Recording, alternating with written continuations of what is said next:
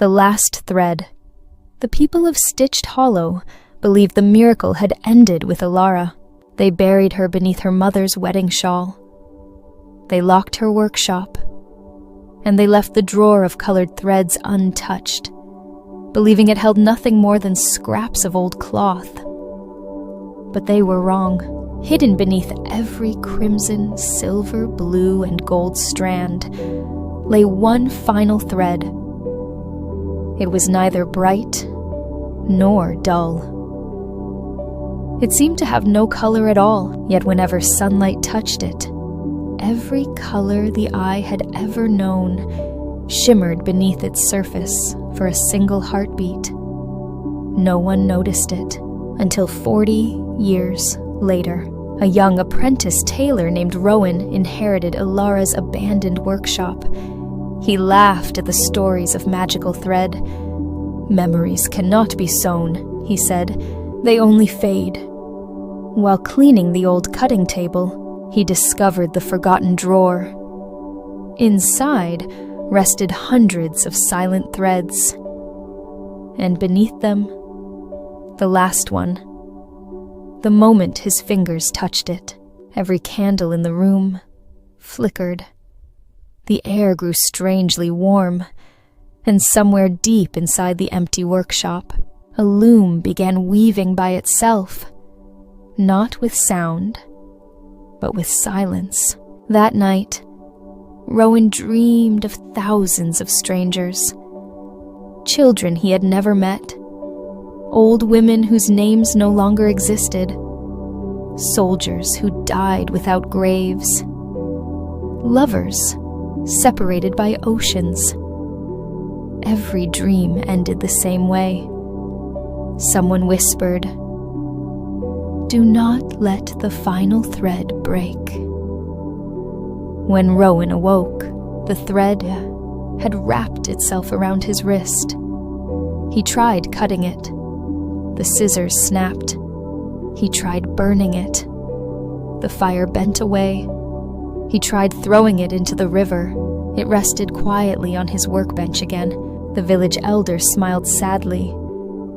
"My grandfather once told me," she whispered, "every life leaves behind a thread. Most become memories, but one thread remains. The thread that connects every soul who has ever loved." Days passed. Rowan began noticing impossible things. People who had forgotten their childhood suddenly remembered lullabies. Enemies forgave each other without knowing why. A blind old musician played songs no one had heard for generations. It was as though the invisible thread was quietly stitching broken hearts together. Then came the storm, the greatest in living memory. Lightning split the ancient oak. The river flooded. Homes disappeared beneath black water. In the chaos, the thread began glowing. Not with light. Rowan understood. The thread was never meant to save one person. It was meant to hold everyone together. He climbed to the tallest hill above the village.